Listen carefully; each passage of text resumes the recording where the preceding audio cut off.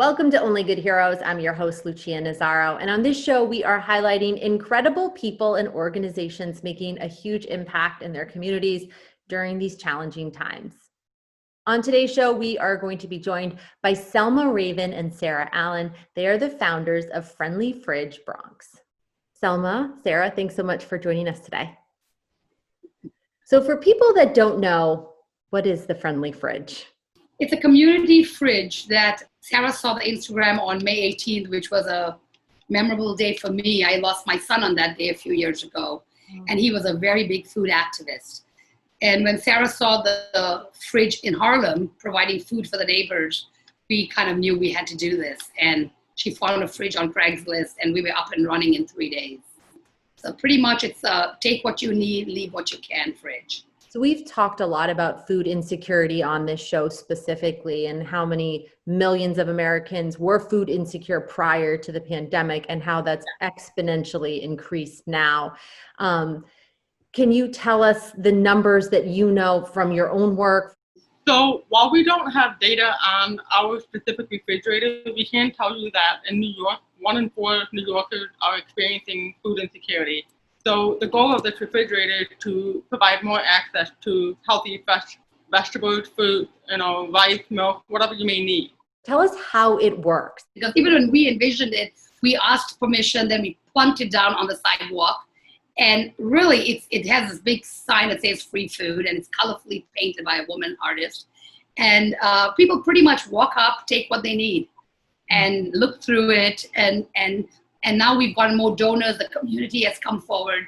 So you'll see at any point people dropping off carrots, bananas, potatoes.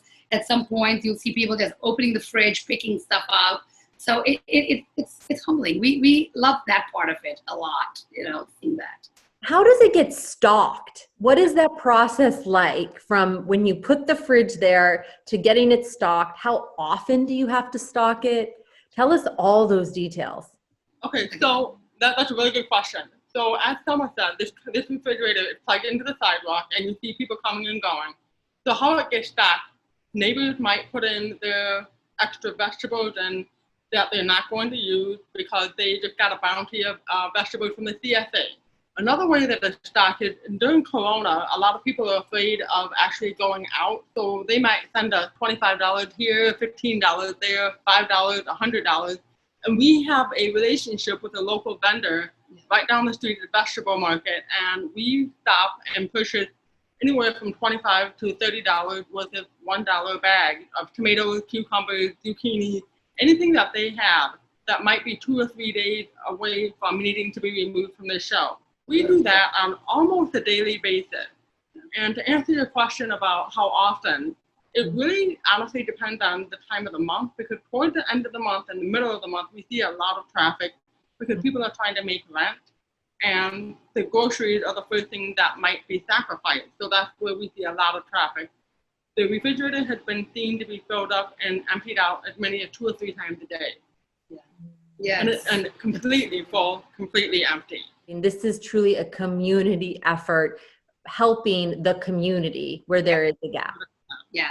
Was that your vision when you started this, was to keep it community-based, or did you see it expanding into other? I mean, there's obviously people copying the concept, right? Did you see your concept expanding?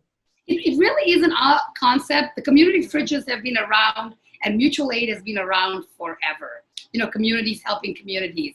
And there are other organizations who just have thrown in fridges and fed the community. But this has been kind of really amazing, because we have kids making sandwiches from Ardsley in Westchester.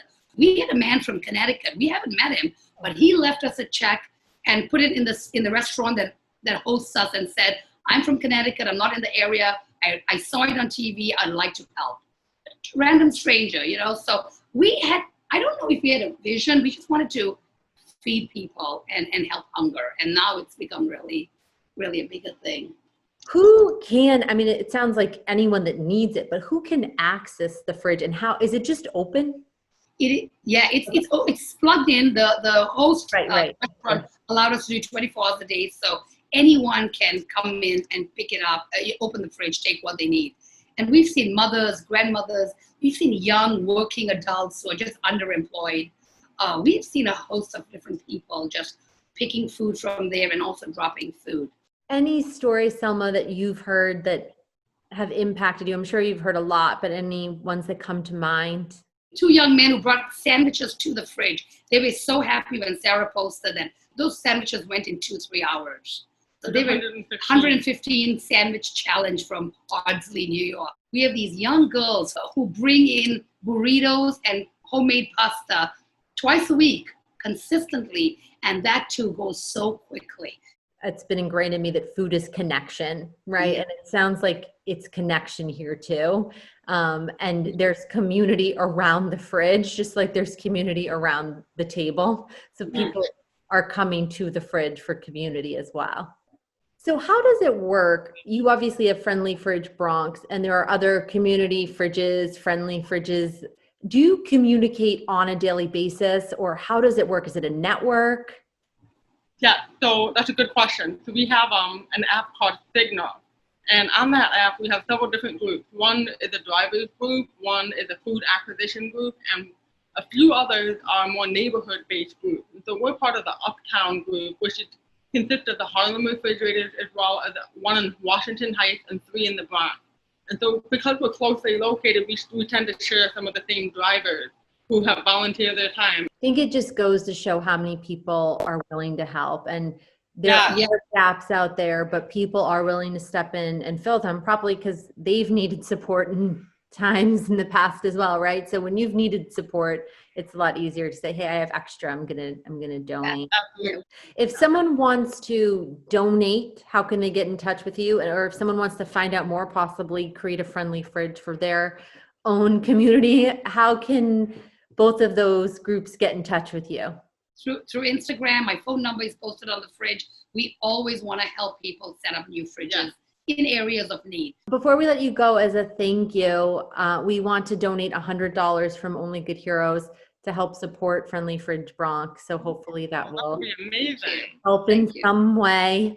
And just as a thank you for all the work that you're doing and bringing a community together when a time when things feel more divided than ever. It's a ray of hope that community still exists, that sharing and giving and connection still exists. So thank you for the work that you do. Thank you so much. And for more inspiring stories, make sure to visit us at OnlyGood.tv, or you can find us on Instagram at OnlyGood.tv. We'll be back soon with more Only Good Heroes.